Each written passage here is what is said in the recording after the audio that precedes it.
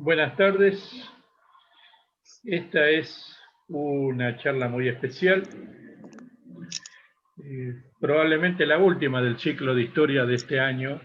Ayer hicimos la última del ciclo de defensa nacional, que intervino el veterano de guerra Héctor Tesey. La semana que viene, de acuerdo a las posibilidades que tenga, porque andaba con algunos inconvenientes personales, Carlos Río va a ser la última sobre economía y perspectiva política. Y acá está presente el querido Juan Carlos Sena, que el 10 de diciembre va a cerrar el ciclo de transporte con el tema ferrocarriles, una charla muy especial de parte de quien ha sido uno de los protagonistas en la historia de la lucha por la defensa de los ferrocarriles argentinos, que es Juan Carlos. Hoy el maestro, no le gusta que le digan profesor, quiere que le digan maestro, como fue durante largos años, Miguel Galván. Y digo bien, Roxana, una artista, una bailarina, artista tucumana, Roxana Hinojosa Sandoval, van a referirse a los afro y los afrodescendientes en la guerra de la independencia suramericana. Así que Miguel, te dejo a cargo de la primera parte de la conferencia. Gracias a los dos por participar en esta última conferencia. Bueno, yo, digamos, estos son apuntes tomados más o menos, los primeros apuntes hace más o menos 12 o 15 años. Como acostumbraba en manuscritos, iba anotando interesado en el tema, ¿sí? Porque no hay mucha referencia de bibliografía integral sobre el tema de la participación de comúnmente llamados los negros en los ejércitos de la independencia. Por ahí me van a permitir que yo no me gusta leer cuando desarrollo un tema, pero por ahí con ayuda a memoria, con fechas y con documentación, les pido que me tengan paciencia. ¿Sí? Los registros de las primeras entradas en esto de la explotación de los europeos traficando con los seres humanos derivados para América para la esclavitud, ¿sí? Para reemplazar la mano de obra de originarios que rápidamente sufrió un colapso, digamos, en las muertes repentinas por no estar preparados, por ejemplo, para las enfermedades transmitidas por los europeos. Por lo tanto, morían como moscas, ¿sí? Y siguen muriendo así, en Brasil, por ejemplo. Comenzaron a introducirse en distintas oleadas. En 1606 ya hay registros de los que llegaron a ser hasta 1800, el 26% de la población en lo que hoy es la Argentina. ¿Sí? Porque muchos de ellos llegaban por el puerto de Buenos Aires y derivaban para las minas del Potosí. Pero ¿qué pasa en las minas del Potosí? Ellos venían del trópicos selváticos y tener que a los 4.000 metros del cerro de Potosí ser mineros, los mataban.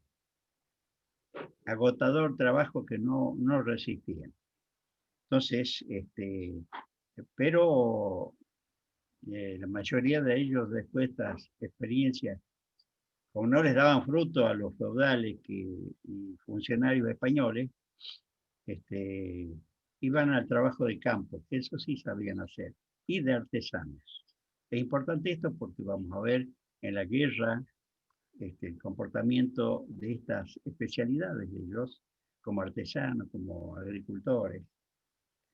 En el censo de 1812 se registra el 54% de la población llamado no a, es decir, La Rioja, Catamarca, Santiago, Tucumán, Salta, Jujuy menos, el 54% de la población ya eran esclavos o libertos, ya libertos, ¿sí?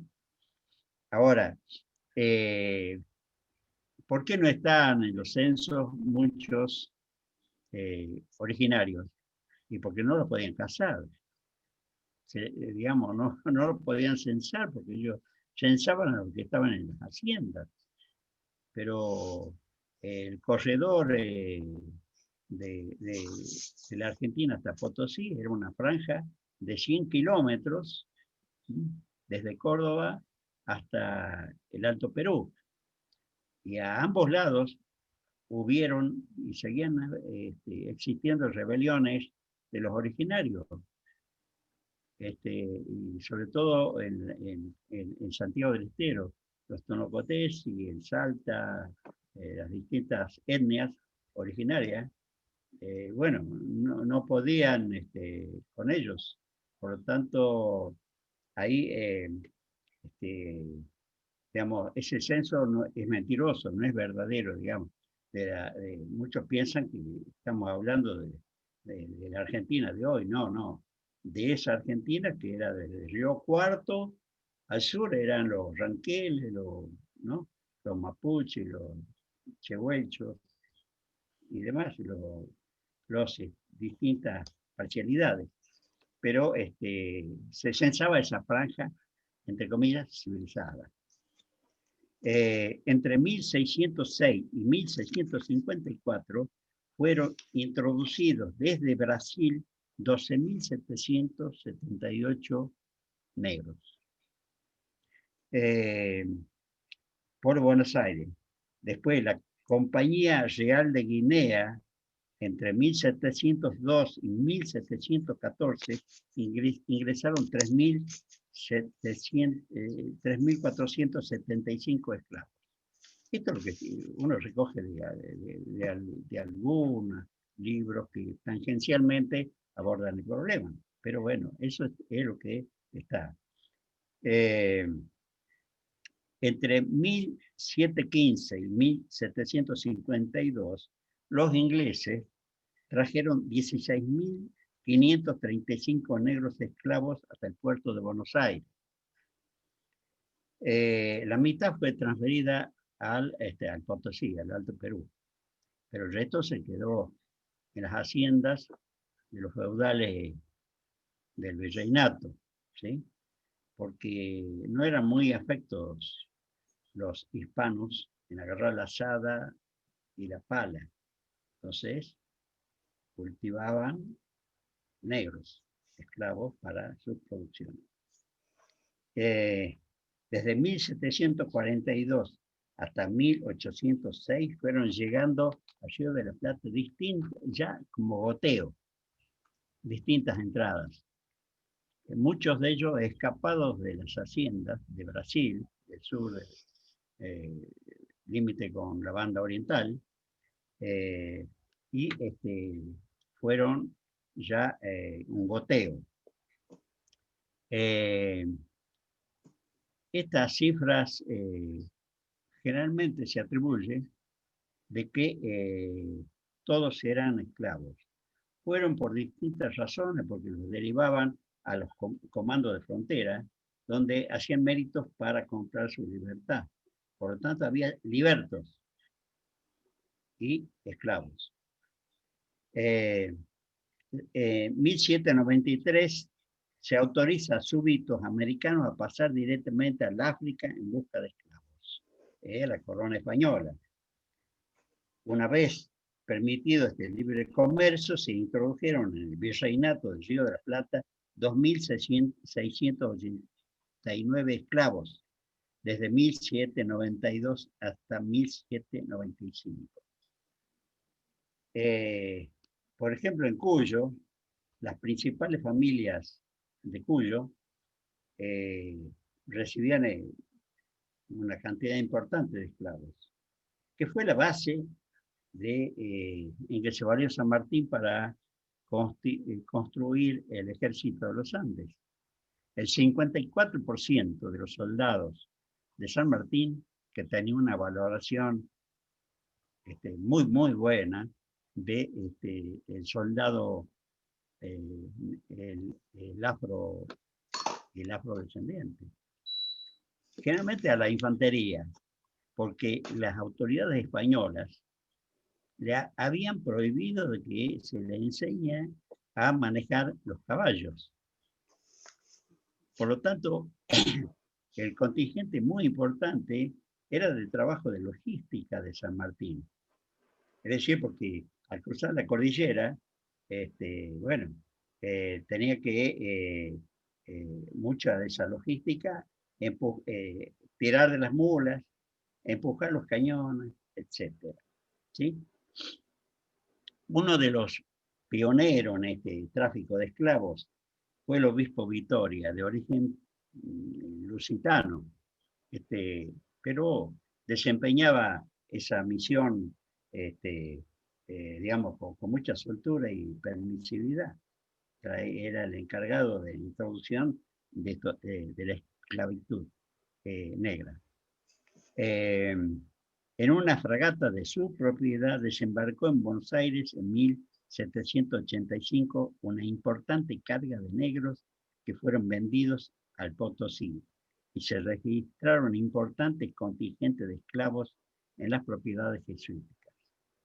Por ejemplo, acá en Tucumán, cuando son expulsados los jesuitas, en las propiedades de Tafí del Valle se remataron 327 esclavos, hombres, mujeres y niños. ¿Quién los compraba?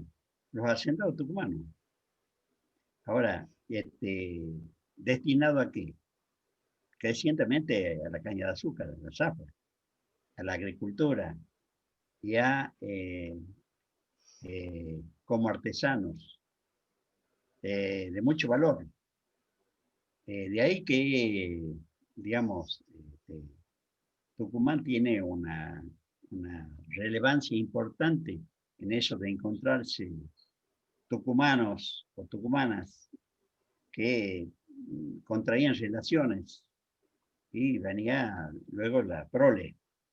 De eso, por ejemplo, no quiero hablar ahora, pero está Bernardo José de Monteagudo, que se discutió muchos años. Primero era despreciado como un sambo por muchos escritores de esa época. Y, digamos, porque decir que no podía ser que la madre, que era criolla blanca, pudiera tener un hijo como Bernardo José.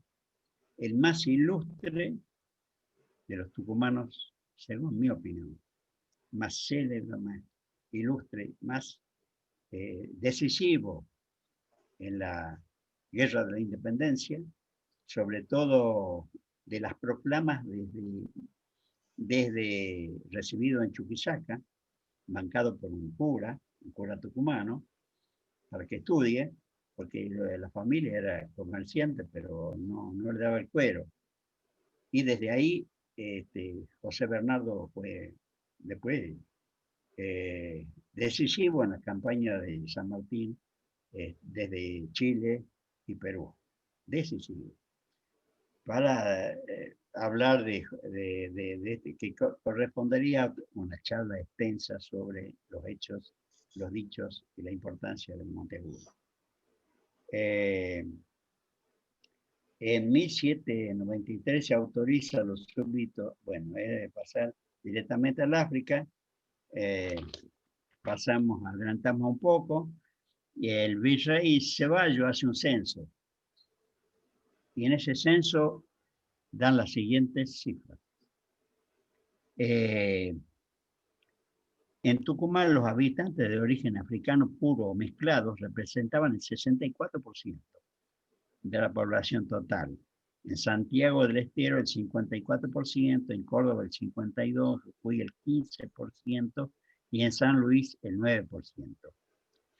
Las normas del monopolio español eran muy estrictas. Solo estaba permitido el comercio de negros bozales, extraídos directamente de África, destinados a las plantaciones de algodón, azúcar o a las minas del Perú. Bueno, adelanto un poco. Por eso el Estado virreinal armaba cívicos de libertos y esclavos para combatir a los ranqueles, fundamentalmente. Y a los mocovíes, bueno, a las distintas etnias que poblaban la Argentina.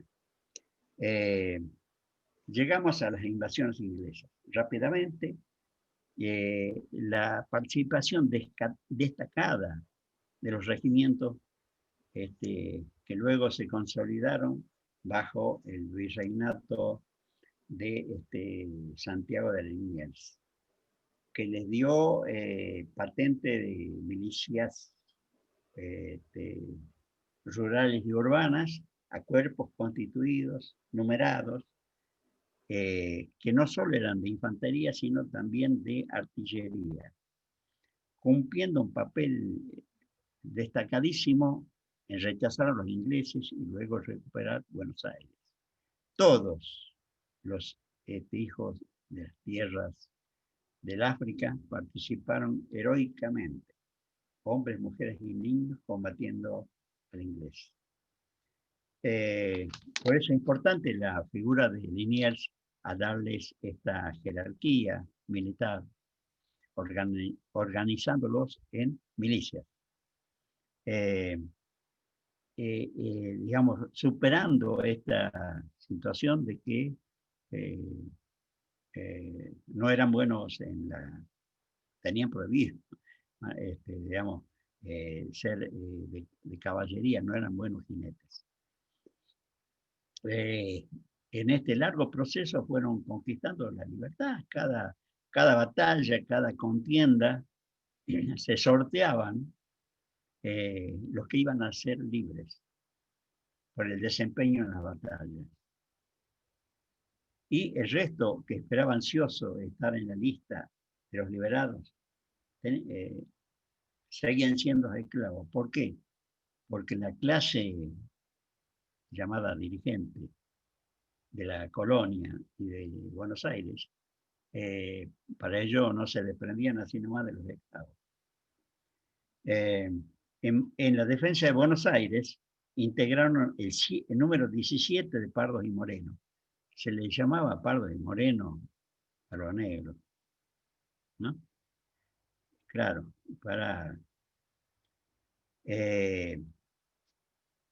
mediante sorteos se hacían de algunos libertos de la Reconquista.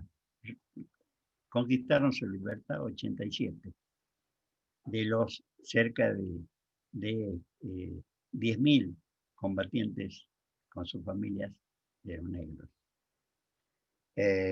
Algunos datos que quedan en los registros así muy entre líneas. Los negros asistidos en los hospitales de los betlemitas de la residencia de San Francisco y de San Miguel para el 19 de julio de 1807 eran 18 negros heridos y 8 pardos en la misma condición. 3 días más tarde esa cifra eran 24 negros y 9 pardos. Es decir, no están registrados la multitud que participaron. El capitán inglés Whitelock, mejor digamos Whitelock, derrotado en Buenos Aires, reconoció que cada dueño de casa, defendiendo con sus esclavos su morada, cada una de estas era una fortaleza. Y tal vez no sería mucho decir que toda la población masculina de Buenos Aires estaba empleada en la defensa. Le faltó agregar que mujeres y niños fueron también partícipes. También tuvieron un rol importante en el motín de Álzaga. que era una dirigencia españolista que no le gustaba, digamos, que Liniers fuera el virrey. Ahí operaron estas ya milicias unidas a patricios para derrotar este levantamiento de Álzaga y darle poder a Liniers y a la vez Liniers reconocer y disolver los cuerpos españoles, de vizcaínos, de asturianos y demás, y darle poder a las milicias criollas organizadas en batallones. Bueno, tomé mucho, pero entonces mi lectura era de la historia de Mitre. Bueno, algo refleja Mitre de eso, ¿no? Los arribeños pardos y morenos quedaron bajo la batuta de Saavedra, que es la base de sustentación de la Revolución de Mayo de 1810, junto con los chisperos de French y Beruti. Pero estaban en los cuarteles prestos y listos para operar si se los necesitaba para convertir al virrey Cisneros.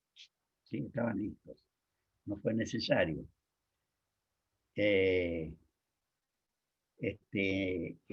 Ascuy Meguino apunta que de acuerdo con la crónica de Cuño Hispánico, que luego de la detención de los cabecillas del grupo Álzaga, el virrey redobló las patrullas de patricios, mulatos y negros y empezó a desarmar a todos los españoles, hablando de Liniers. Avanzamos un poco más. Si no se me va a cortar, no llegar al meollo del asunto. Luego de la derrota de los ingleses, las crónicas locales resaltaron junto al sacrificio de las tropas y de la población el valor e incidencia de los esclavos en este resultado de lucha, los cuales en número de 12.000, con un valor no esperado, atropellaron entre el fuego enemigo, únicamente con picas, espadas y cuchillos. Bueno, esto ya avanzamos un poco más. Según las memorias de Beruti, en 1807 el cuerpo de pardos de infantería estuvo integrado por 9 compañías, 5 de pardos, 2 de indios, 2 de negros, mientras que el cuerpo de pardos de artillería estaba formado por 4 compañías de pardos, 4 de pardos, 2 de negros y 2 de indios. Esto está borrado de la historia oficial, que estaban integrados cuerpos militares de los originarios. No se habla de ellos, para nada. A los pardos y morenos se los uniforma, les da una bandera y se los pertrecha de la mejor manera posible. Y a los artilleros también. De ahí que se los use fundamentalmente como la infantería. Es decir, la que primero va al choque y la que primero sufre los cañonazos del enemigo y diezman sus filas. ¿Sí? El mejor premio de sus esclavos merecen la libertad y alcanzar a aquellos que se distingan en acciones bélicas. En julio de 1809, al asumir Cisneros, se da la tarea de disolver los cuerpos de milicia urbana. Bueno, avanzamos un poco más. Vamos. Una referencia de alguien que escribe en memoria, de Beruti. Mis compañeros de armas, don Gerardo Esteve y Yach, comandante de la artillería de la Unión, del cuerpo de montañeses y del cuerpo de arribeños, el cuerpo de pardos y morenos y don Martín Rodríguez, con quien estaba de acuerdo en repeler a toda costa aquella agresión. Es decir, que el cuerpo de castas formaba ya un bloque compacto bajo la jefatura de Saavedra. Bueno, avanzamos. En la Revolución de Mayo, en 1810, los regimientos de negros, llamados eufemísticamente de pardos y morenos, se ubicaron en el bloque comandado por Saavedra y luego de participaron en todas las expediciones de los ejércitos auxiliares de la Revolución. Así lo vemos en todos los ejércitos. La primera que va al norte, con digamos, distintos jefes, que llega hasta el Alto Perú, a la campaña en la banda oriental, donde muchos negros se suman, huyen de sus amos y se suman al ejército del protector de los pueblos libres, don Gervasio de Artigas. ¿Sí? Son muy importantes en el bloqueo y en el asedio a la ciudadela de Montevideo.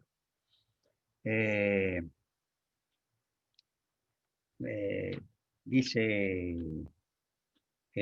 Moreno, el día 8 de junio fueron a la Real Fortaleza los oficiales naturales indios, que hasta aquí habían servido agregados a los cuerpos de casta de pardos morenos y recibieronles la Junta, se les leyó a su presencia por el secretario la orden siguiente. La Junta no ha podido mirar con indiferencia que los naturales hayan sido incorporados al cuerpo de castas, excluyéndolo de los batallones españoles a que corresponden por su clase y por expresas declaratorias de su majestad. En lo sucesivo, no debe haber diferencia entre un militar español y un militar indio, ambos son iguales. Bueno, eran los jacobinos de la Revolución, encabezados por Moreno, el secretario, que en su breve paso por la dirección de la Junta imprimió su sello de revolucionario y en todo sentido, hasta el final. En el ejército enviado al Paraguay, de los 200 hombres que se le entrega a Belgrano en el Paraná, figuran 200 hombres de arribeños, pardos y morenos del batallón de granaderos de Fernando VII. Se le unen piquetes a la costa del Paraná y milicias de Misiones y Corrientes. Es decir, que llegado al Paraguay, era más del 50% de agregados de estos batallones de morenos, de negros y de pardos. Muchos ya libertos, que asumían voluntariamente la gesta de la patria, bajo la jefatura del general Belgrano. Para describir la situación, Belgrano decía, los soldados son todos bisoños y los demás huyen la cara para hacer fuego. Las carabinas son malísimas y los 3 tiros quedan inútiles. Ese es el ejército, entre comillas, que debía organizar el general Belgrano. Luego se le hizo un juicio por la campaña del Paraguay, sin tener en cuenta, y en ese juicio no hubo ningún soldado oficial y suboficial bajo su dirección que dijera una palabra acusatoria al general Belgrano. ¿Sí? Bueno, ahí seguimos avanzando. En noviembre, Elías Galván, un viejo conocido mío, informaba desde Corrientes a la Junta sobre la organización de fuerzas y caballadas para la expedición al Paraguay, ofreciendo a Belgrano 100 indios, 80 pardos hermosos, decía Galván, ¿no? Y que ya estaban entrenándose como artilleros. Total carencia de caballos, y hombre, bueno, ¿por qué no estudiamos a fondo la campaña de Belgrano enviado al Paraguay? Que es una proeza tan importante, con menos propaganda de otras gloriosas campañas de las realizadas, porque logró el objetivo político, que los paraguayos al poco tiempo decimos nosotros, meloneados por Belgrano, los jefes como Yegros y Caballeros, se levantaron y se declararon independientes en Paraguay. ¿Mm? Enojados con la anterior dirección paraguaya, que había capturado a un emisario de Belgrano como Warnes, prisionero, estalló en furia y escribió: traigo la paz, la unión y la amistad en mis manos para los que me reciban como deben. Del mismo modo, traigo la guerra y la desolación para los que no acepten nuestros bienes. Ese es Belgrano, no era el abogado ese que describe Mitre como que era muy buen abogado y pésimo militar. ¿Sí? Y para convencer a su Estado Mayor, que tenía dudas del ataque a los 6.000 soldados paraguayos, tomó el catalejo y les mostraba a los oficiales y le decía, más o menos, no se asusten. Los más no han oído aún el silbido de una bala. Y es así que yo cuento mucho con la fuerza moral que está a nuestro favor. Ese es el trabajo ideológico para convencer de que podíamos ser independientes. A principios de marzo, la primera junta ratifica Belgrano la remisión de 441 hombres, constituyendo un régimen de casta que se hallaba en Santa Cruz. Bueno, avanzo, ¿no? Y campaña de la banda oriental. En la banda oriental, la plaza de Montevideo se convirtió en un bastión de las fuerzas realistas. ¿Sí? Vivían del contrabando, fundamentalmente con los ingleses, para enfrentar a Artigas. El 28 de febrero de 1811, unos 100 hombres de las fuerzas revolucionarias lanzaron el grito de ascenso y tomaron el pueblo de Mercedes. El grito de guerra de los gauchos artiguistas era de vencer o morir. Se fue conformando así un ejército de desheredados, de alucinados con la libertad y la independencia. Los indios que con su indómita fiereza y odio secular al español constituyeron contingentes valerosos y fieles, los charrúas, los minuanes y también los tapes de la tierra misionera. Por su parte, los negros esclavos, aunque poco significativos militarmente, se fugaban del dominio de sus amos y buscaban el ejército patriota como refugio. Bueno, en el sitio de Montevideo intervienen 100 pardos y morenos bajo la porteños, sumados por Rondó. La intrepidez voluntad de los pardos y morenos y sus denodados jefes los hacen dignos de los mayores elogios. De estos no hubo ni un solo herido. Era muy eficiente en la batalla. Bueno, también Artigas tenía sus los batallones de negros, morenos y pardos. En Cerrito, una de las batallas en 1812, en un principio favoreció a los españoles mandados por Vigodet, pero se convirtió en una derrota cuando los pardos y morenos avanzaron sobre el enemigo en medio de la retirada. ¿Sí? Bueno, Alvear también tenía un contingente muy importante. Solo se habla de Alvear, que logró la derrota de Montevideo, ¿no? Y no de los soldados. Ahí Eustaquio Díaz Vélez estaban conformadas bajo, digamos, el coronel, entre otras fuerzas, por las compañías de Pardo y Moreno de Buenos Aires y de Córdoba. En 1811, desde La Plata, Charcas y General González Balcarce informa sobre esa batalla de Suipacha, ¿no?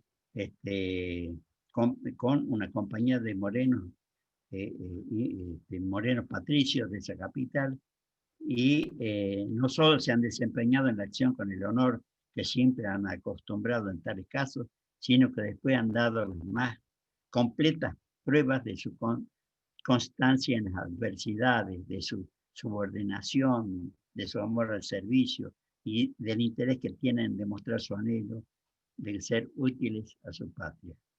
Son referencias, están escritas. Y en las batallas de Tucumán y Salta también combatieron el regimiento de Morenos y Pardos. Y en la batalla de Tucumán, para ir avanzando, mueren 87, 400 españoles o realistas y 87 soldados de Belgrano. De ellos, 27 quedan en el campo de batalla. Son morenos, pardos libres y demás. Es decir, está el nombre, pero el nombre no dice nada porque todos son apellidos españoles, que eran de sus amos, le daban el apellido. Por lo tanto, si leemos los apellidos no me dicen nada. ¿Sí? Bueno, en Vilcapugio y Ayohuma, que son batallas de muchos muertos y heridos. Muere el jefe en Vilcapugio, el jefe, el coronel superior, jefe de los batallones de Moreno y Pardo, y quedan diezmados y quedan cara al cielo en el campo de batalla. Ahí da muestras de ese valor y decisión para el combate por la patria y por la libertad. Esto dice Belgrano, ¿no? Eran ya las 3 de la tarde y las miserables reliquias del ejército argentino reunidas en el Morro no alcanzaban a 400 hombres. Es épica la unión de esos 400 que no fueron perseguidos porque los realistas no estaban en condiciones de perseguir, con los heridos, con muertos en el camino. Su guardia, la única que le quedaba un edecán, Belgrano, y él cedió su caballo a uno de los heridos y con su bandera era el último de la fila en dirigirse a lugares mejores para reunir a los dispersos, ¿no? Ese es Belgrano. Que decía, conozco por sus nombres y apellidos, les digo a todos los valientes que en este momento están conmigo, yo sabré recomendarlos a la gratitud de la patria, y si por desgracia llegasen a abandonarme en esta retirada, yo moriré solo por el honor del ejército. Bueno, y sigue maravillosa esa descripción, ¿no? Bueno, ahí quedaron diezmados de estos regimientos. Y el enemigo tuvo 500 bajas, entre 200 muertos y 300 heridos. Viene a Ayohuma y sigue la derrota. Ya la superioridad realista era marcada, y era, pero se lo enfrentó. Y luego lo llamaron a Belgrano para hacerle juicio. Lo protegió San Martín, si no, no sé qué pasaba con Belgrano, si llegaba a Buenos Aires, se enfrentaba con las cortes de funcionarios de Rivadavia, ¿no? Y avanzando en estas contiendas, se destacó una mujer. Hay mucho para hablar de ella y por suerte ya está develándose mucho de su historia. María Remedios del Valle se llamaba. Era una de las combatientes del ejército de Belgrano. Sería en la misión en el cuerpo de sanidad, porque en medio de la batalla daban eh, este, agua a los heridos, los socorrían, y ella, sus hijos, hay discrepancias, porque hablan de mujeres afro, que eran las niñas de Ayoma. La verdad que era la que es certeza es la madre de la patria, la capitana, reconocida por Belgrano, la capitana del ejército del norte. Sus soldados son los que, y oficiales, son los que propalaron así esa nominación de madre de la patria. Creo que es importante el recupero de esa historia, la difusión en todas las escuelas y el reconocimiento de que tenemos madre. Además que, como es negra, no podemos ser hijos de una negra. Que llegada a Buenos Aires y encontrada por Viamonte de mendiga en el patio de las iglesias, la reconoció, pero sí, la capitana, si era madre de la patria, de Remedios. Inició como concejal, diríamos, un proyecto para que se la reconozca. Discutieron 5 años. Cuando resolvieron que sí, ya había muerto. Es trágico. Bueno, avanzamos. Es decir, que solo 188 negros volvieron con vida del Alto Perú. La patria les debe reconocimiento. Ustedes dirán cuando tengo muchísimo material, cuando pueda cortar. Me parece que ya pasó un tiempo, ¿no? Veo las 5:54 para darle lugar a Roxana. ¿Podemos como vos dispongas, Miguel. Hago una síntesis, ¿sí? De lo que está escrito bien. Ahí, después podemos escribirla y difundir, ¿no? Aunque sea en PDF. El valor que le daba San Martín, los mejores en el campo de batalla. Así cuando después de la batalla de Chacabuco, enterrados en una fosa común, traspasaba la cordillera para Buenos Aires, se paró frente a las tumbas y expresó: ¡ay, mis negros! En el Perú, de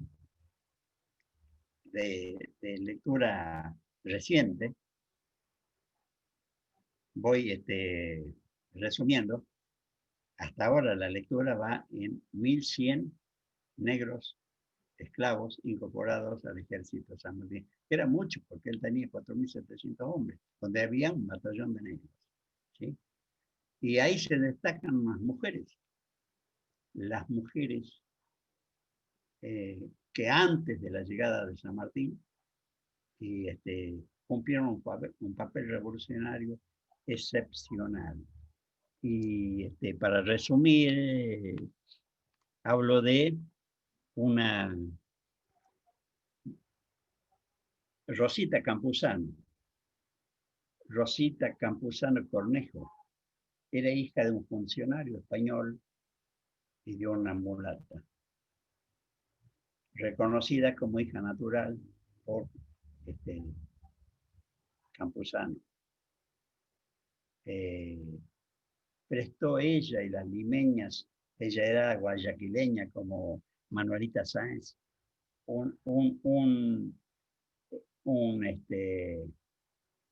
en la revolución del del Perú, un papel fundamental. Cientos de mujeres llevaban las informaciones, porque entraban en palacio, tenían relaciones con los oficiales españoles y sus secretos eran enviados a San Martín. Por eso San Martín conocía qué pasaba y quiénes eran en el Alto Perú.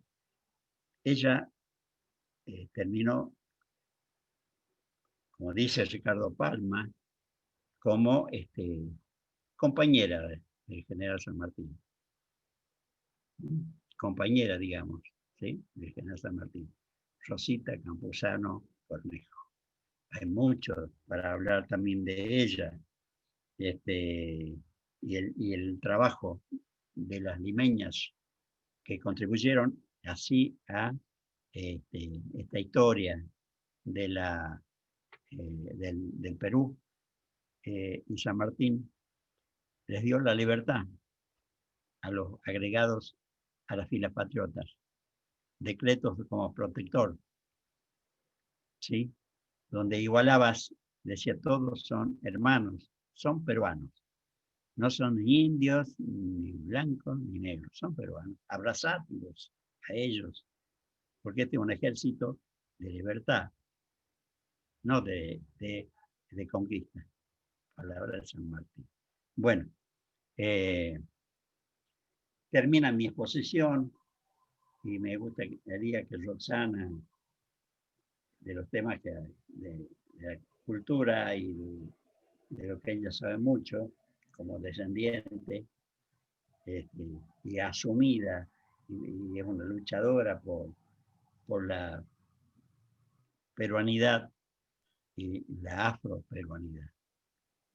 Roxana, Muchas tu palabra. gracias, muchas gracias. Antes que nada, felicitarlo, don Miguel. La verdad, qué cantidad de conocimiento, qué exposición tan enriquecedora. Con don Miguel siempre teníamos pendientes encuentros para que él me comparta, ¿no?, todas estas investigaciones que había hecho, pero la verdad que no me imaginaba que era tan cuantiosa y estoy segura que quedaron muchas cosas en el tintero para compartir. Le agradezco.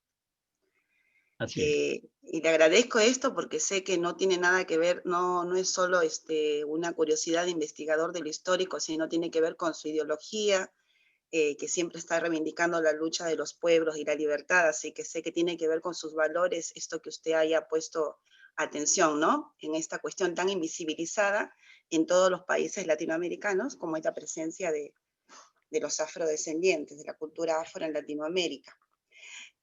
Bueno, antes de continuar, yo quería hacer una pequeña cuestión de orden, ¿no? Precisar que el señor, el de Buenos Aires, me presentó de bailarina. Yo le agradezco de todo corazón, pero creo que tanto como bailarina no soy.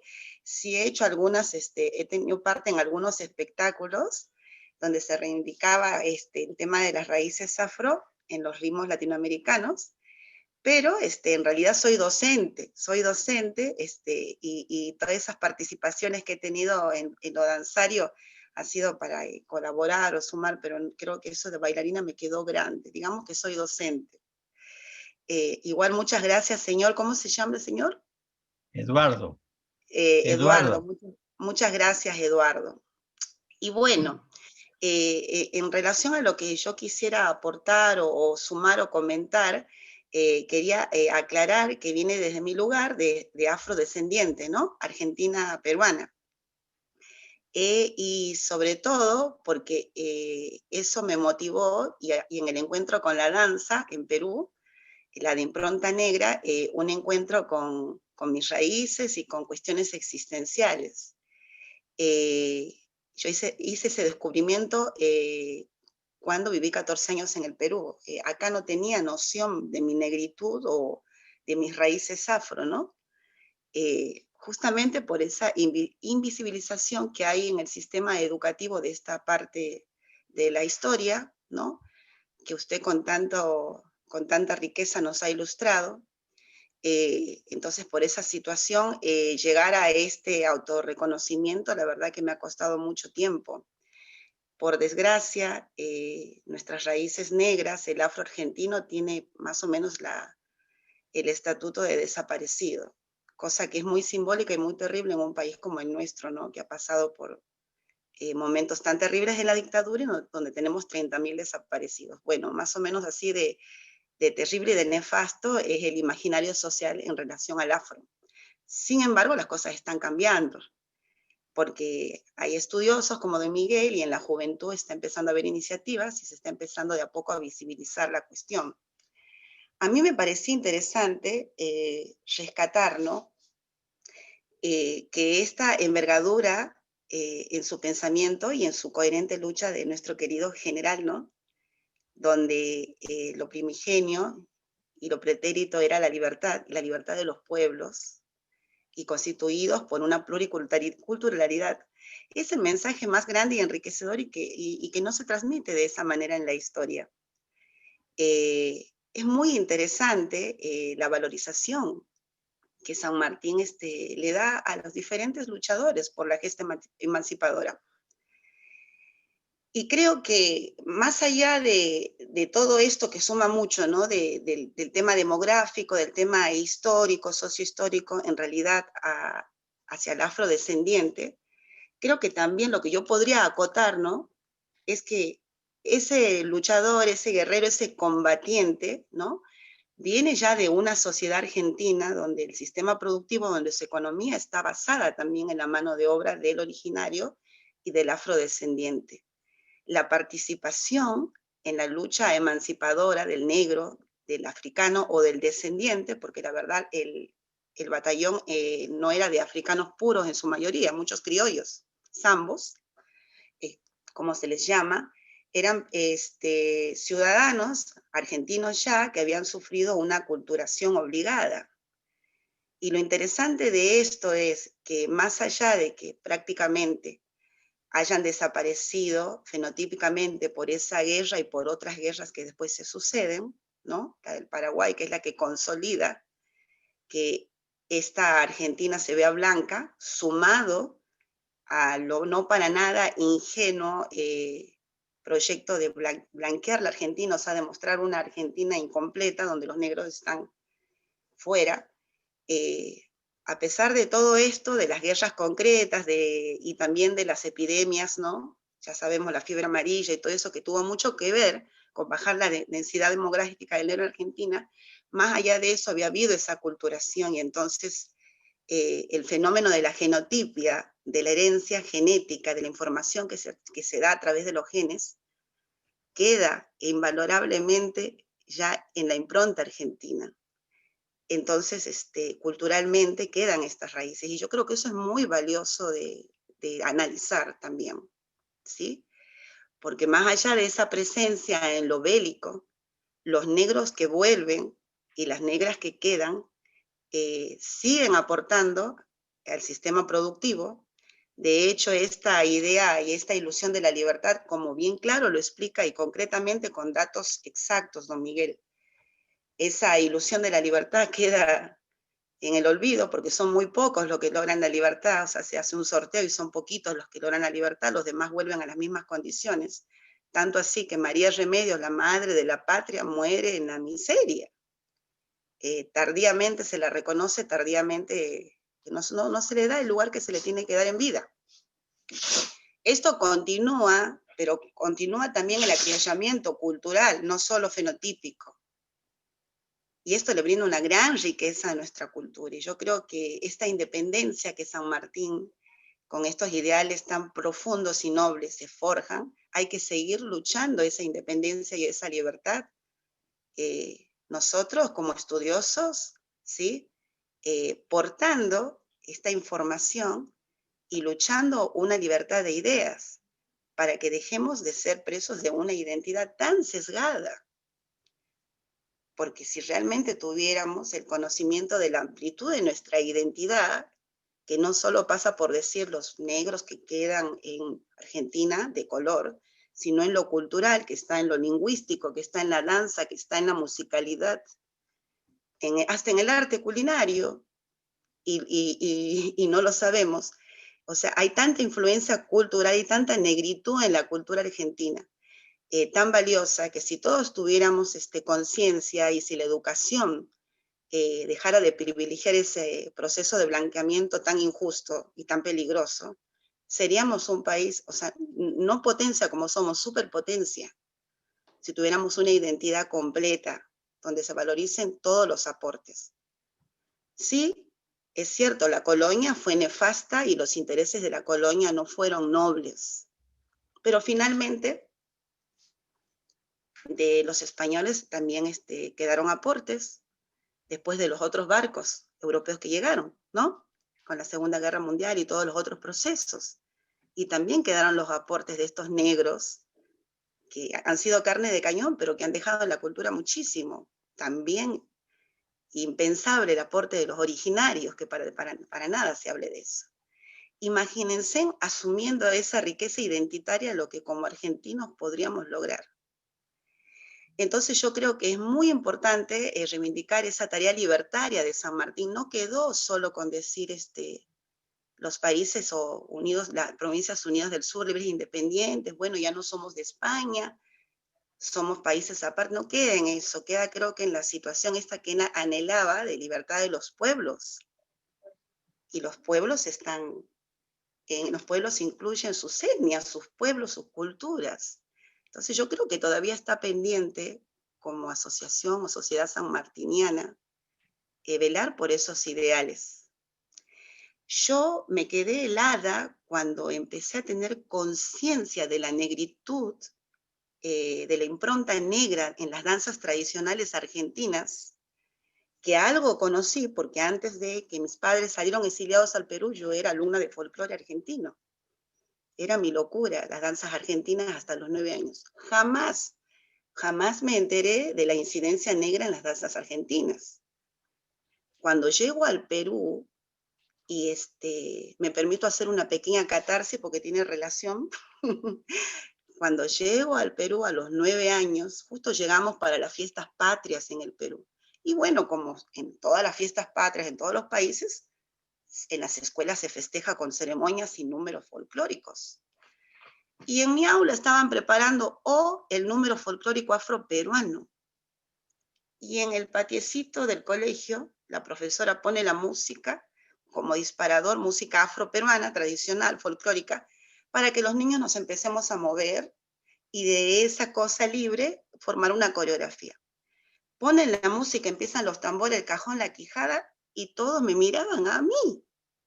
No tenía idea de por qué me miraban a mí. Claro, yo era la más zambita, la más negrita entre los collitas, y se entendía en Perú que los afros bailan, que los afros tienen facilidad. Yo estaba desorientada, porque no tenía ni idea de mi negritud, ni de mi afrodescendencia, ni de nada. Yo era argentina y punto. ¿Sí?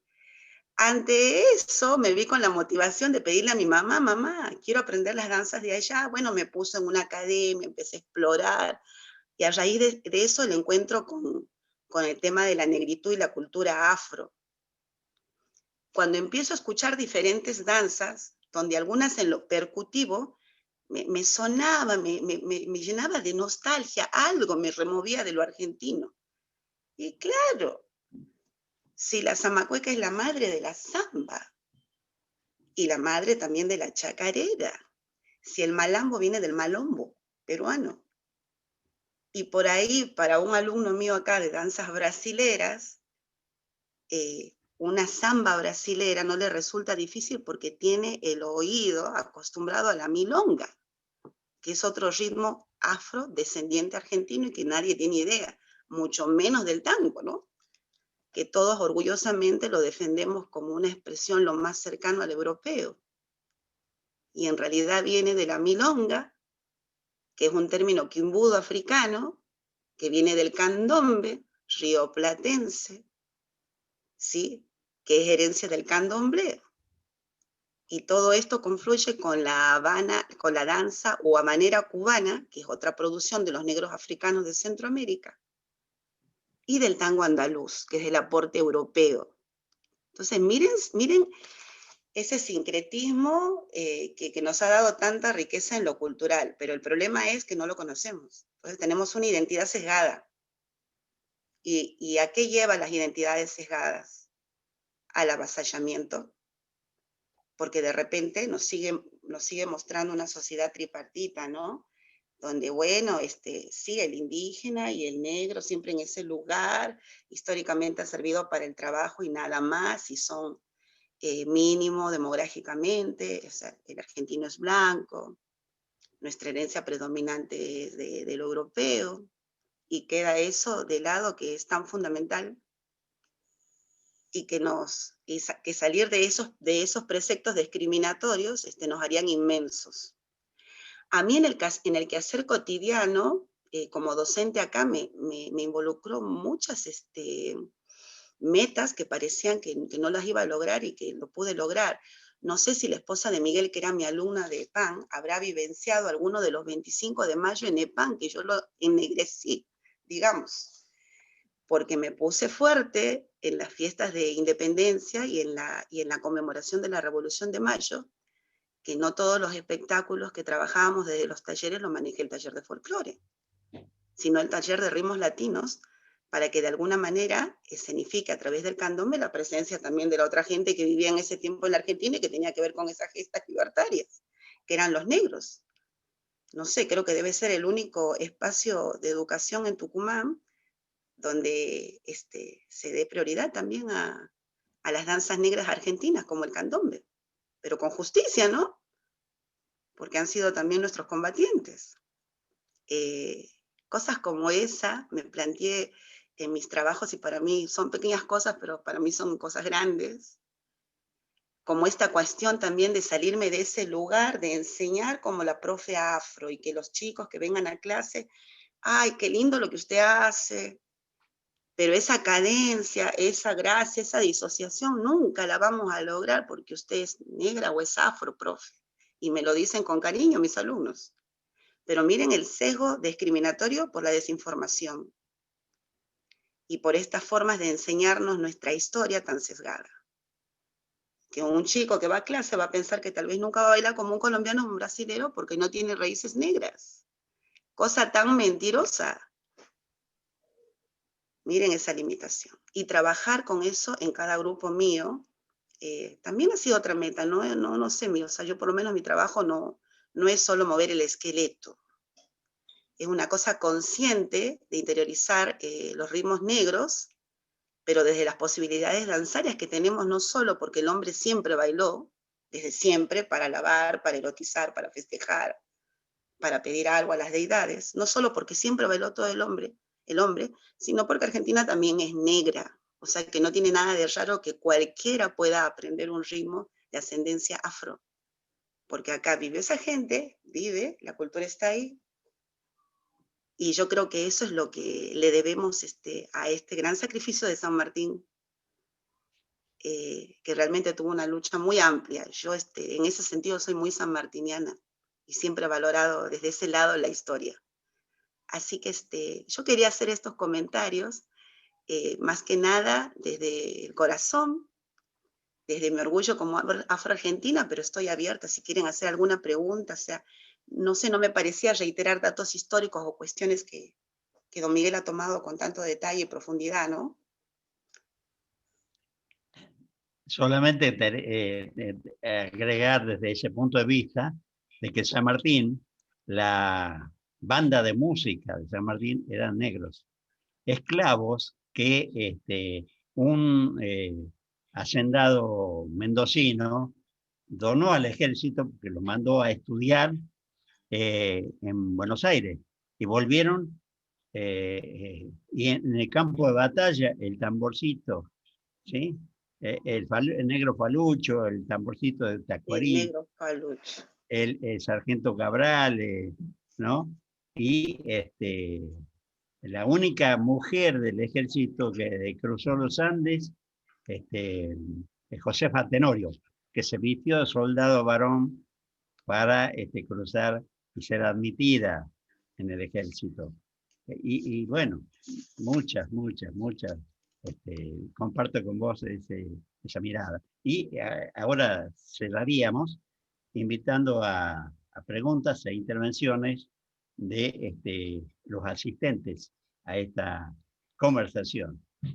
¿Sí? Quien quiera intervenir, preguntar, puede habilitar su micrófono y si no lo puede hacer, me dice, yo desde la consola lo hago. Pero deberían poder abrir los micrófonos ustedes tranquilamente. Perdón, veo que se sumó ahí mi hermano que es un artista plástico, bueno, ahora es afro-brasilero tucumano, casado con una amiga, una psicóloga social también muy valorada acá en Tucumán, está Paulo de Neris, y también se sumó una alumna mía, Alfonsina Leiva de PAN, que además es una brillante escritora y artesana. Muy agradecida, hermanos, porque han podido participar, ahí están conectados. Sí. ¿Quiere hablar? Sena, Juan Carlos. Adelante, Juan Carlos. Juan Carlos La Sena. primera cosa que quiero decir es saludarle y dar un abrazo a Miguel por todo lo que nos contó, nos enseñó. Que la verdad que ha sido, eso, quiero agradecerlo.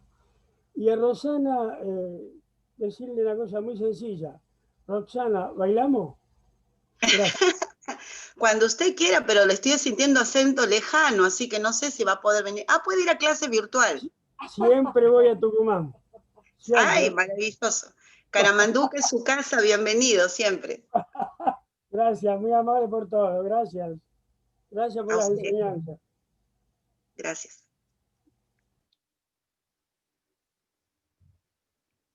Bueno, que tienen la libertad de su pensamiento, aporte para esto, que es muy sencillo, ¿no? A ver, ¿quién quiere? Eduardo, vos manejás la invitación. Manuel pide la palabra. Bien. Bueno, buenas tardes a todos. No los saludé antes. Te quiero felicitar, Miguel. Importante tu aporte, muy claro, muy preciso, y también rescatar lo de Roxana Hinojosa, ¿no? Rescatar la claridad con que ha expresado esa situación en la cual en Argentina, que pareciera que la blanquitud tiene que hacer desaparecer a la negritud, ¿no? De alguna manera es una contradicción de lo que hoy sucede en Argentina y bueno, y en Latinoamérica también.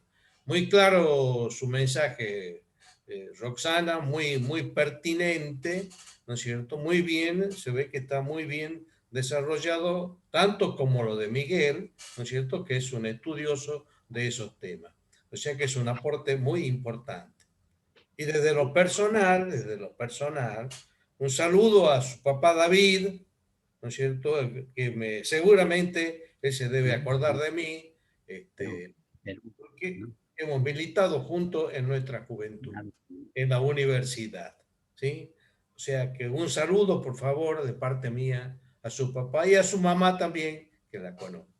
Bueno,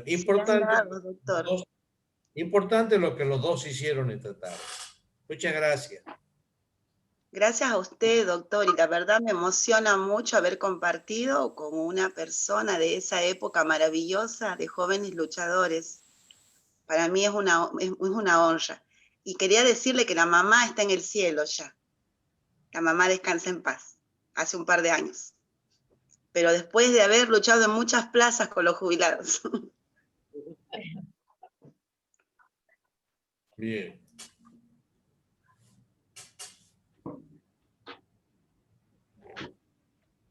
Otro Bueno, que tire y pegue. ¿Eso que quiere intervenir? Dale, Carlos, dale. Cortito y al pie, como dicen los muchachos. Primero agradecer, porque la verdad, el tema de la negritud en Argentina es algo que de alguna forma casi todos sabemos, pero no tenemos después los elementos para ir adelante.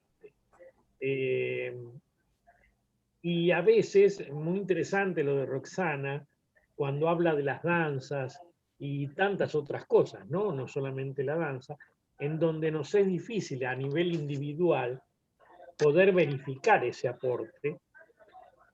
Todos sabemos que el racismo es probablemente la expresión más anticientífica que existe en el pensamiento humano.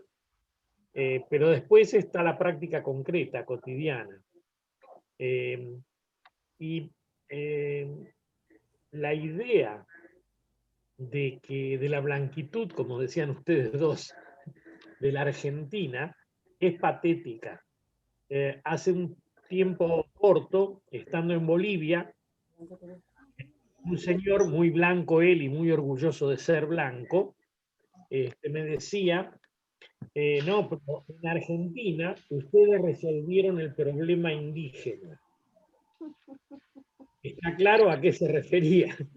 O sea, lo que decían, ustedes exterminaron a los indígenas y nosotros no lo hicimos, no pudimos. Y eso también ocurre con el tema de los negros, ¿no? Es decir, habría en lo cotidiano inclusive, ¿no? Por ejemplo, en Estados Unidos, para no ofenderlos, no dicen negros, sino afrodescendientes. Ahora nadie se ofende porque le digan blanco, ni amarillo, ni... El tema es, bueno, una de las características que tenemos es el color de la etnia. Pero resulta que negro es ofensivo. Entonces son afrodescendientes.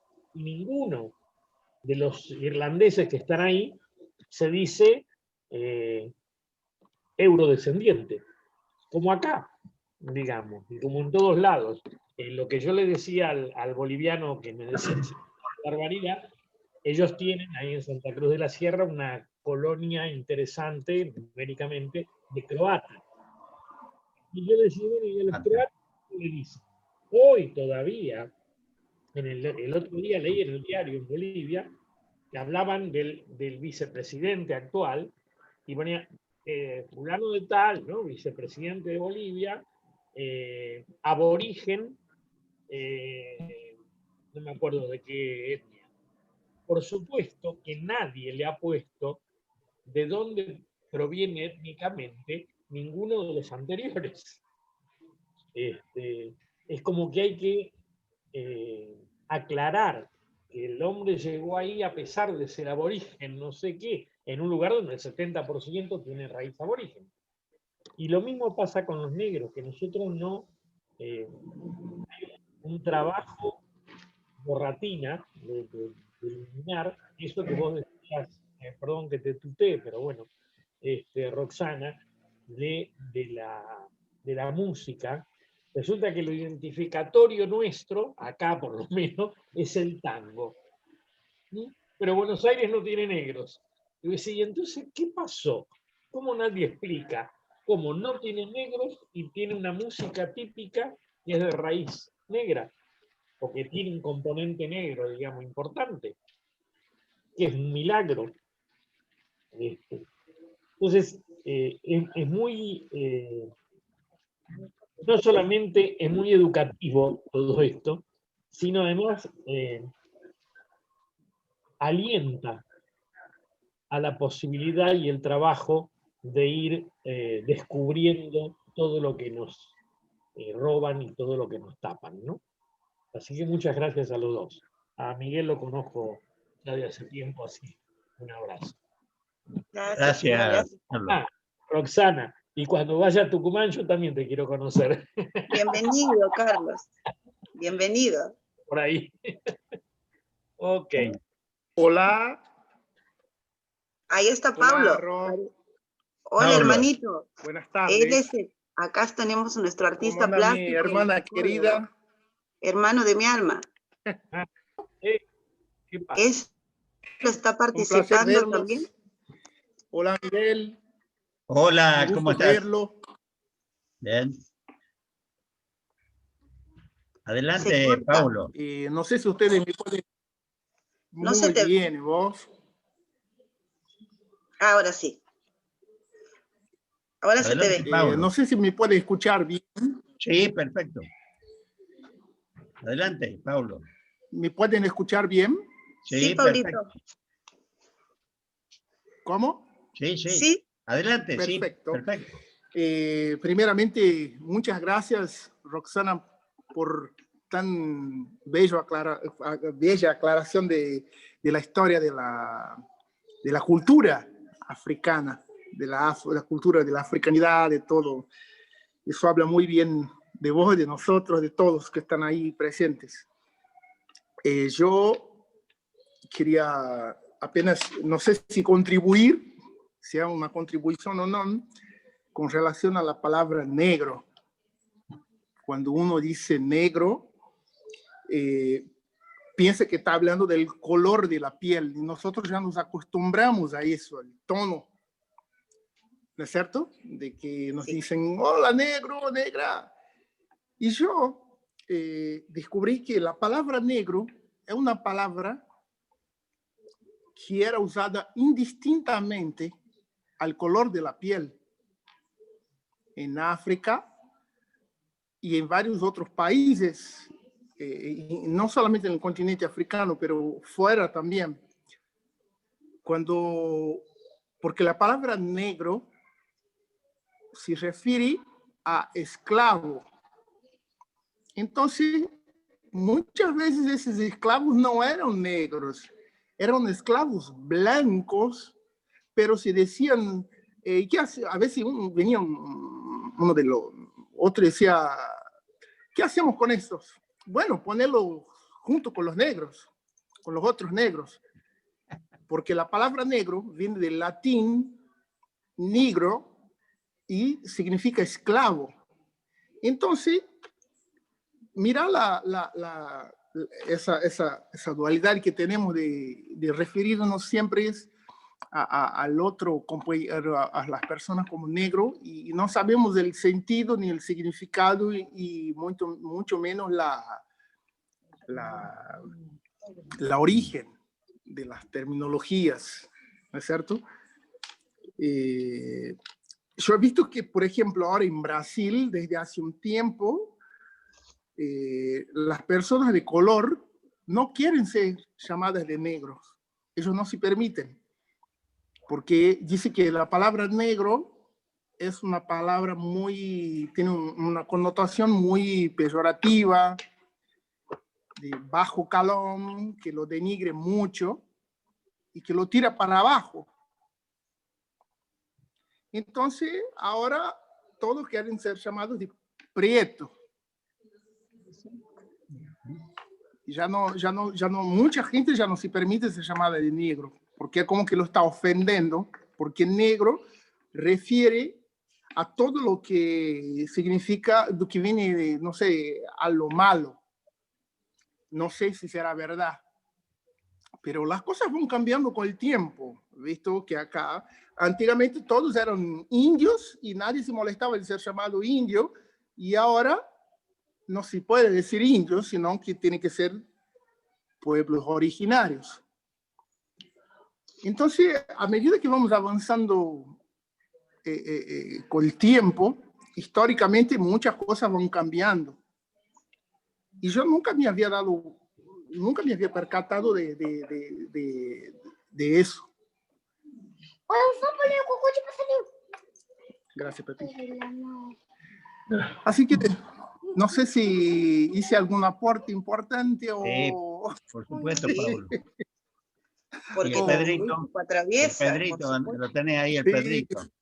Sí, acá está Pedrito haciendo artes. Buenísimo. Saludos a Verónica. Mucho placer verlos, queridos amigos. Igualmente, Miguel, hermano. Roxana. Igualmente, hermano. Qué placer escucharlos y verlos.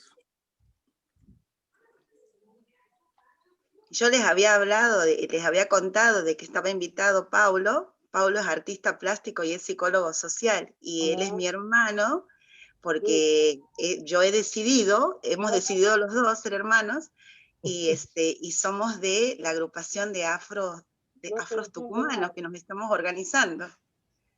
Y convoca no solo a nativos, ¿no?, de acá, sino también a los extranjeros de raíces negras que estamos acá. Así que bueno, gracias. Importante el aporte de... Somos afrodescendientes. Que no sé si lo sabrá. En Argentina... Estaba viendo un programa por Zoom que estamos viendo con los afros y estaba hablando con la gente de Tucumán. Negrito, espera que le voy a... Ahí está, seguí. Puede pasar. Seguí, Carlos. Le decía que cuando yo era chiquito hubo una película argentina para ratificar lo que dice él sobre el concepto de lo negro, ¿no?, que decía, el título de la película era El negro que tenía el alma blanca. Está claro que el alma buena tenía que ser blanca. Exactamente. Eso era la ideología con la que se movía, ¿no? Fue una película con mucho éxito y demás. el negro era bueno y se sacrificaba, y etcétera. Entonces tenía el alma blanca. Y vos decís, Increíble. más accionario, hay que estudiar mucho para hacerlo, ¿eh? Porque no es fácil. Y sin Sí. embargo, era digamos, la ideología primaria en la sociedad, ¿no? Hoy ya no, nadie le pondría un título así a ninguna película, pero esa era la idea, y está bien, yo tengo 10 años, Ya no, Así nos han formado, sí. 70 años atrás, ¿no? no. No de la época de la colonia. Sí. Eso, Sí, si te interesaba algún día, la podés rastrear la película y verla. muy interesante. Y el autor Mira, de mira aquí, Cayetano mira Silva, cómo es. Cayetano Ajá. Silva, de la Mira lo Marcha de San gracioso que es Lorenzo. esa cuestión del color, ¿no? Cayetanos. ¿No? Adelante, Pablo. Tenés la No, palabra, Pablo. yo Seguí. lo que quería resaltar con relación a los... Perdón, Miguel. Era nada más de que llevase una resalva con relación a la cuestión de los colores, no del punto de vista artístico, pero del punto de vista social, que como la propia sociedad instituye los colores según, por ejemplo, ¿por qué que el color azul tiene que ser la referencia masculina y el color rosa es la referencia femenina y así por delante? ¿No es cierto? Así es. Tema para investigar. Es toda una cuestión de... Sí, sería... es tema para investigación. Pero, Eduardo, o sea, cuando pueda, quiero decir algo. Aquí, sí, adelante. Adelante, Elena, adelante. Si puedo, bueno, primero que nada, buenas tardes y perdón porque justo llamó el teléfono y no me di cuenta de cortar, así que disculpen. Lo llamaron a Juan Carlos. Lo otro que quería decir, bueno, mi papá era peruano, así que para mí hay cosas que tienen mucha fuerza, digamos. Lo perdí hace muchos años, pero bueno, me enseñó esencialmente a querer mucho mi tierra y amo mucho Perú, por supuesto. Así que cuando te escuchaba hablar de Perú me emocioné, obviamente. Lo otro que quería comentar simplemente es que hace ya unos años hice una investigación sobre justamente, lamentablemente, sobre las personas de color negro, ¿sí? Que fueron traídas como esclavos, que eran traídas acá, a la ciudad de Buenos Aires, y de ahí servían, los llevaban en carretas, y de ese lugar los llevaban hasta Córdoba, y eran lugar de los dispersaban por todos lados, y bueno, lo que fue esas, yo lo voy a decir así, una salvajada realmente con el continente africano. Y voy a decir algo porque como soy profesora de historia, lo digo siempre a mis alumnos. Creo que los dos grandes genocidios de la humanidad fueron la raza negra. A este continente llegaron más de 30 millones, ¿sí? Y en segundo lugar nuestros pueblos originarios, indígenas, indios, como queramos llamarlos. Así que bueno, quería simplemente compartir esto, decirle al maestro Galván, que es la segunda vez que tengo el gusto de escucharlo, que gracias. Escuché mucho el tema de las cifras y demás. Yo también en mi trabajo hay que digamos, tratar de ser lo más ajustado a las fuentes y demás. Y en el caso de Roxana, la escuché hablar y evidentemente tiene todavía muchas cosas peruanas, y me hizo acordar mucho a mi papá. Muy lindo lo que dijiste, realmente mucho valor, y decir que bueno, que nuestros pueblos realmente no han sido valorizados y no son valorizados, tanto los negros como los indígenas. En mi caso, aparte que mi padre era peruano, tengo la mitad de mi mamá que era Pampa Querandí, así que tengo mucha sangre de ese lado. Y con el tema del candombe, el famoso tango, si no nos damos cuenta que el candombe, el tango tiene raíces afro, bueno, es para no darnos cuenta. Así que muchísimas gracias a ustedes dos, ¿sí? Al instituto, por supuesto, Eduardo, como siempre, porque realmente son charlas muy, muy interesantes y bueno, hoy pude escucharlos. Así que muchísimas gracias, eso solamente. Gracias, un abrazo. Gracias, Igualmente para vos, y gracias. ya te conoceré en Tucumán. Muchas gracias, Lo profesora. quieras. Bienvenida siempre. Yo tengo para decir un par de cosas. Primero, me disculpo por la imprecisión de la presentación, Roxana. Este es un tema que yo creo que nosotros tenemos que profundizar en el estudio. Cuando nosotros empezamos a recorrer la historia para entender algunas cuestiones de la Argentina actual, fuimos encontrando que la Argentina es efectivamente la confluencia de distintos afluentes originarios. Hoy la Argentina reconoce 32 naciones originarias. Negros, y en la cuestión de los negros, acá ha dicho bien Elena sobre la multitud de negros esclavos que constituyeron la principal fuerza productiva en los campos de los terratenientes feudales, en la incipiente artesanía del virreinato, de los virreinatos, y como fuerza de choque en determinadas guerras. Justamente cuando se produce la primera invasión inglesa, usted no sé si figura en los archivos ingleses que previo a eso Pueyrredón hizo un viaje a Londres donde entiendo yo que le vendió una historia que no existía porque invitó a los ingleses a venir a Buenos Aires para la independencia, y cuando los ingleses llegaron con Beresford se encontraron que no eran bienvenidos y lo buscaban a Pueyrredón para fusilarlo porque decían que les había mentido. Aparte, Pueyrredón había organizado el primer cuerpo militar patriota, que eran los húsares de Pueyrredón, que era una fuerza militar, entre comillas, hoy diríamos privada. Pero no sé si ustedes saben que Pueyrredón tiene una reunión con Beresford. La primera reunión que se produce en el Río de la Plata es para la cuestión de esclavos, porque los esclavos estaban a punto de sublevarse porque ellos también creían que los ingleses venían a liberarlos del colonialismo español y de la esclavitud española, y el primer bando que Beresford emite en el Río de la Plata es para indicar de que bajo ningún punto de vista su majestad el rey de Inglaterra iba a liberar a los negros de la esclavitud. Y entonces ahí nos desayunamos con que aparece un enorme contingente de negros que en lo que se llamó, que Miguel llamó bien, el regimiento de pardos y morenos, se une a los criollos, más las 500 lanzas de los originarios que se ofrecen para combatir al invasor, y tienen un rol protagónico a partir de entonces en toda la guerra de la independencia.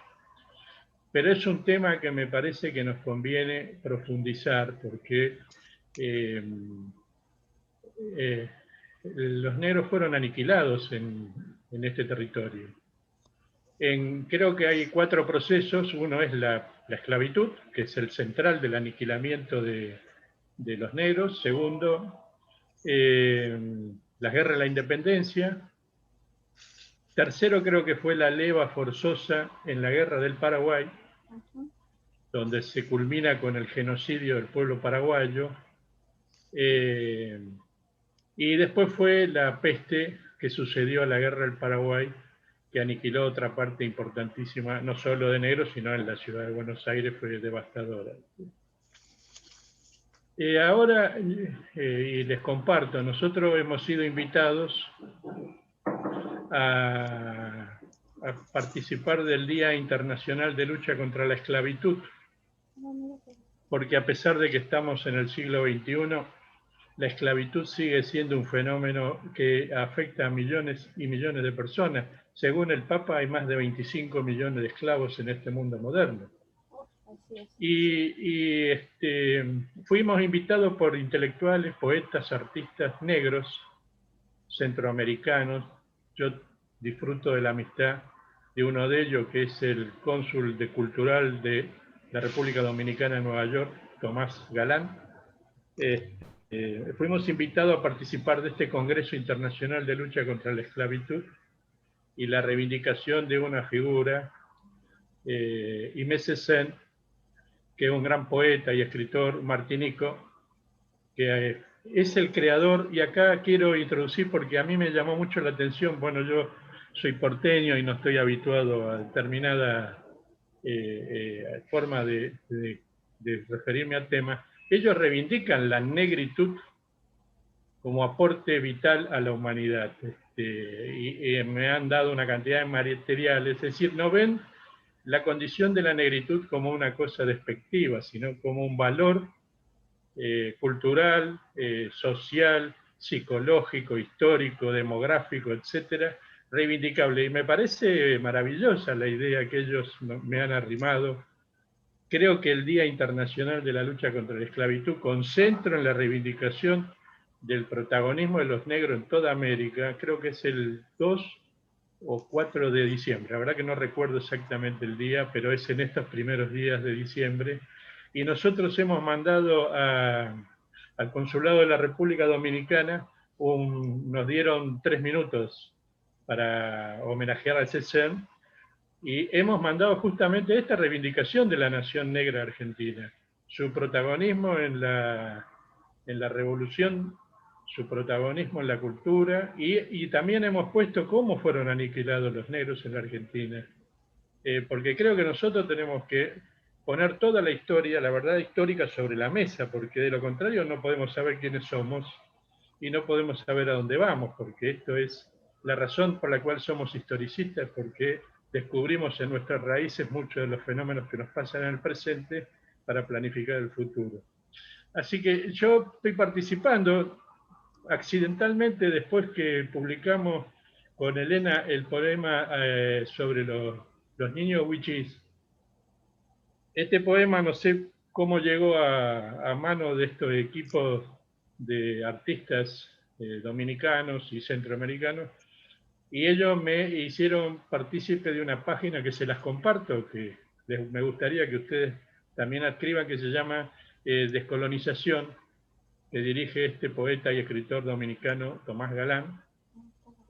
Y bueno, los invito a participar también de estos eventos culturales que los hermanos latinoamericanos de Centroamérica y otras regiones van a llevar adelante, porque también es una de las formas que tenemos nosotros de construir esa patria grande, que un hombre como San Martín, como ha dicho Miguel y como ha dicho Roxana, tuvieron como ideal cuando emprendieron la empresa libertadora de nuestros pueblos.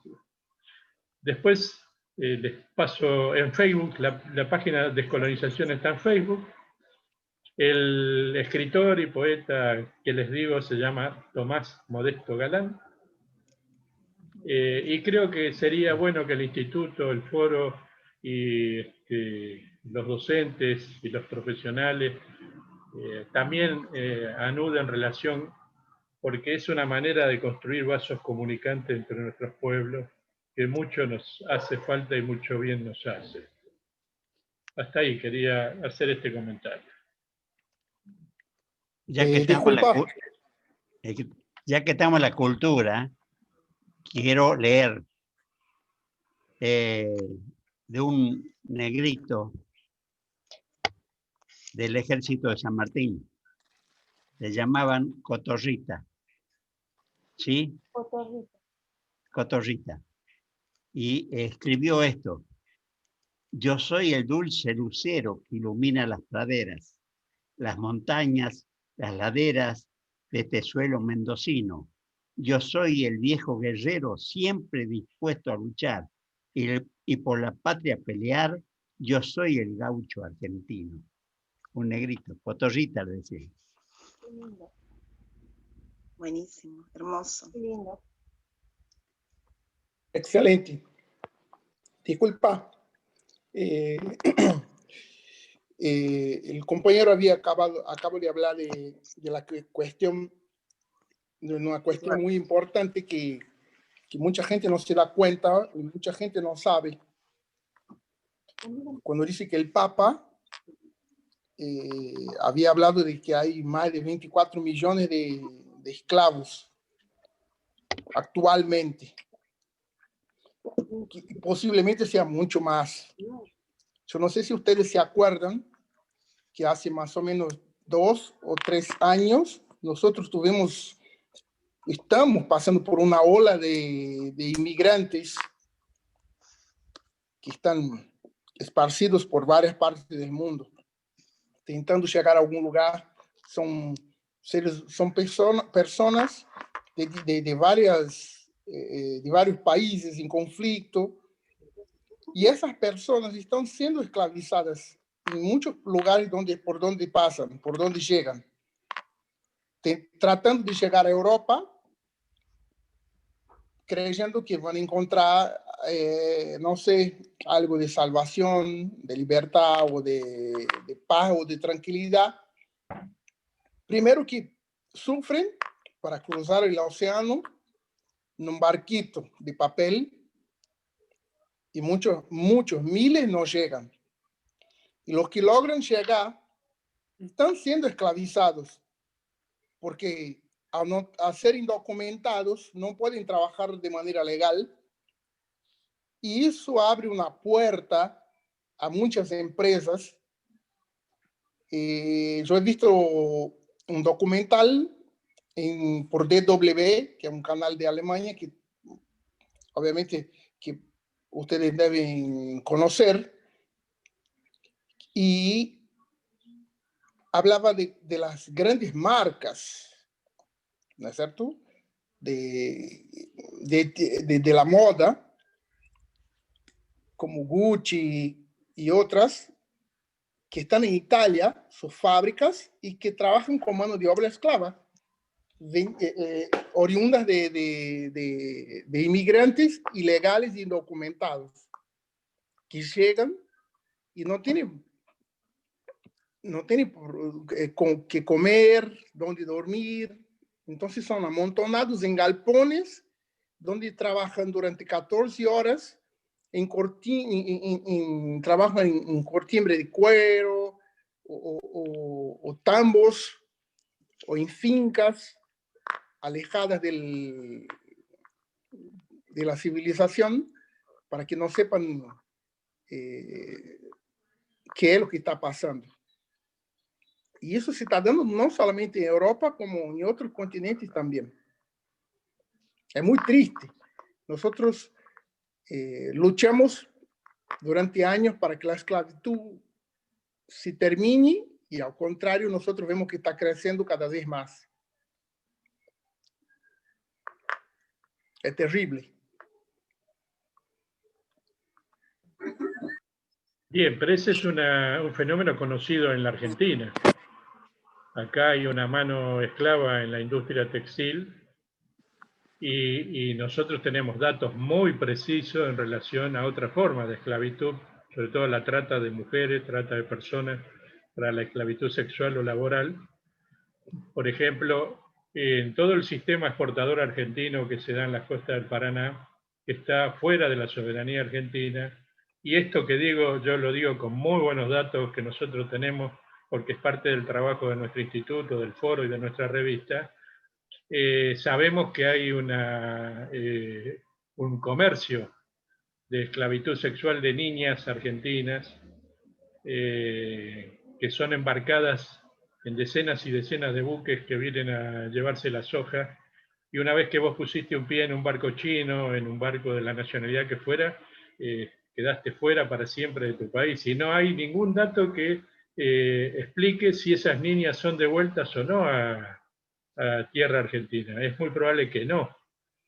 Como así conocemos, voy a ahorrar algunos nombres porque hay gente que me lo ha confiado y yo lo he visto. Hay lugares en la Argentina que promueven el turismo europeo con un combo, que es el combo de la caza. Dopan a los pumas o a los jabalí para que algunos turistas ricos extranjeros vengan a simular caza, y en el combo de su viaje está la esclavitud sexual de niñas y niños como parte del paquete turístico. Yo coincido con lo que dice Pablo de que el número debe ser mucho más alto de 20 o 25 millones, porque efectivamente en el periodo de que se ha abierto en el proceso de la década del 90 en adelante, cuando se unifica el mercado único mundial capitalista y se accede a un mercado como el China, con 1000 y pico de millones de habitantes, o la India, con 1100 millones de habitantes y además dividido en castas, es muy probable que el número de verdaderos esclavos modernos sea muchísimo más alto de lo que nos imaginamos. En un mundo donde el 1% tiene la inmensa mayoría de la riqueza y el resto, más de la mitad, vive en la pobreza, esta situación no debería sorprendernos. Por eso yo celebré que los amigos dominicanos, martinicos, nos hayan invitado a participar de la lucha en el día, no porque sea solo ese día, pero ese es un día particular de lucha contra la esclavitud, porque eso es una afrenta para la humanidad, y nosotros debemos ser parte de ese combate, me parece a mí, que también es una de las maneras de rescatar la verdadera historia argentina, me parece que es, y la historia argentina es parte de la historia sudamericana y latinoamericana. Bueno, yo coincido con lo que dice Pablo en relación a que es muy probable que la situación, no es muy probable, la situación decididamente es mucho más seria de lo que los números de los organismos oficiales pueden reflejar, efectivamente. Profesor, eso que usted acaba de decir me ha hecho acordar. Yo soy de Salvador de Bahía, de Brasil, que está al norte, y donde la población es un 70-80% negros, y la trata de personas es gigantesca y oculta. Claro. Es tanto que una vez hubo una campaña y que hasta hoy perdura, donde la Policía Federal estaba cerrando y aprendiendo en los grandes hoteles, en las grandes cadenas de hoteles que nosotros conocemos muy bien, cuando el turista llegaba, sobre todo grupos de hombres o hombres solteros, no importa, ellos tenían una carta en la recepción del hotel que era únicamente de mujeres, para que el hósped lo pueda elegir qué tipo de mujer quería para acompañamiento, digamos, dentro del hotel, le permitía. Y si habían, eran libros así, pero era como un menú, en realidad. Era un menú del hotel, el menú sexual del hotel. Entonces, el tipo se dirigía a la recepción y decía, me gustaría ver el menú que ustedes tienen de acompañamiento, de acompañantes, y el recepcionista ya estaba autorizado a dar el libro para que el tipo elija si quería una rubia, si quería una negra, una morocha, la edad, si era asiática.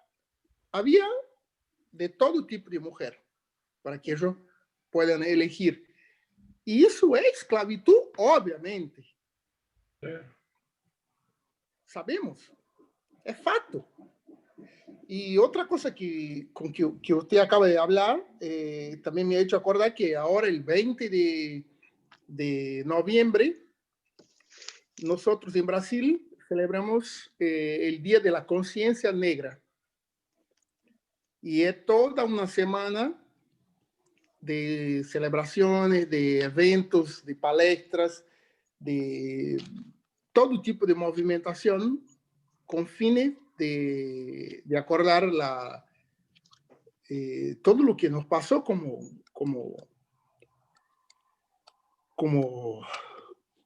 un país que tiene su mayoría negra.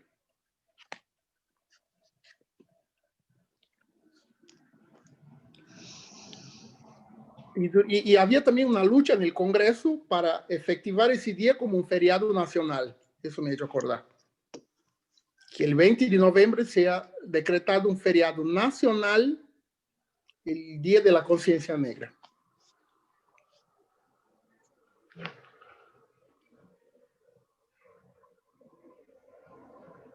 Ya vamos siendo casi la... Y otro dato. También dentro de eso, lo que vos estabas hablando de la esclavitud, profesor, he visto también que las cárceles en Estados Unidos están hechas, son verdaderos navíos negreros, ¿no? La Constitución estadounidense está hecha para la esclavitud. Desde el siglo XVI, XVII, XVIII, la Constitución americana manda a la cárcel las personas por 10, 15 años por una deuda. Si vos no pagás la tarjeta de crédito o emitís un cheque sin fondo, te podés ir a la cárcel. Todo está hecho para que la población negra vaya a la cárcel y ahí si los pone a trabajar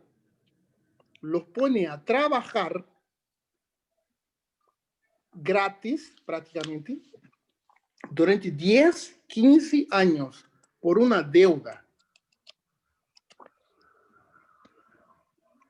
É increíble como tudo confluye para ese proceso de esclavitud. Y si ustedes me permiten, yo voy a compartir las imágenes que enviamos a la República Dominicana para el día del cual les mencioné.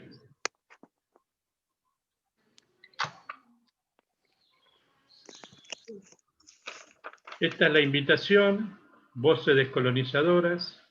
Este es el inspirador, Tomás Modesto Galán, miembro de Descolonización Cultural, presidente de la Asociación de Escritores Dominicanos en Estados Unidos. La invitación al Día Internacional para la Abolición de la Esclavitud. Y Mesecer es el poeta intelectual que les señalé, que ha teorizado y defendido todo el aporte negro en América. Y acá está la explicación de este día que conmemoramos de Mesecer. Así que reitero la invitación a todos ustedes a sumarse a esta iniciativa en los próximos días. Hasta ahí, Miguel. Bien, de acuerdo. Gracias. Ya charlamos con Roxana y Paulo como lo hacemos en Tucumán. Sería muy lindo. Ah, maravilloso, sería maravilloso. La verdad que estoy tan agradecida de participar, espero haber estado a la altura y siento que esto, además de ser un camino de construcción y de nuevos aprendizajes muy importante en mi vida, también creo que voy hasta ganar amigos nuevos. Así seguramente. Y algunos la van a presentar bien. Bueno, ya saben, Tucumán, son bienvenidos. Tengo que entrar a dar clase en unos minutos, me voy a tener que retirar. Bueno, cerremos. Muchas gracias. Digo, ya son las 2 horas. Disculpa. Muy bien, bueno. Después hablamos, Miguel, para coordinar esta idea de esta buena iniciativa de también replicar en la Argentina este día. Bueno, bien, bueno, de acuerdo. Muchas gracias a todos. Un gusto Muchísimas haber estado con ustedes. Bueno, muchísimas gracias también. Yo agradezco a ustedes por la participación, por la apertura. Espero haber podido contribuir con algo. Por supuesto. Y es un placer siempre poder ver y escuchar y aprender de gente que nos enriquece muchísimo el alma con sus palabras. Y enseñarles también. Enseñarles. Nosotros estamos agradecidos por eso, por lo que nos enseñas. Muchas gracias. Bueno, gracias a todos y espero que nos volvamos a ver pronto. Y gracias por la participación. Gracias Roxana, gracias Miguel y gracias a todos. Gracias Pablo, un gusto haberte conocido. Gracias, profesor. Un gusto inmenso. Un abrazo aquí desde Argentina. Gracias a todos. Adiós, Que adiós. tengan un excelente fin de semana a todos. Muchas Gracias gracias. igualmente a todos. Chao, chao. ¿Cuándo lo Chao. subís, Eduardo? Sí, decime, ¿Cuándo subís esto? no Yo te no sé entiendo. ¿Cuándo lo Esto- vas a subir? ¿Cuándo me lo podés mandar para que uno lo reenvíe? En unos 30 minutos ya está disponible la grabación. Bueno. ¿Viste qué servicio? De primera. Te pregunto a vos. Bueno, Muy bueno. adiós. Un Bueno. abrazo a todos. Chao, chao, chao. Chao, chao, chao.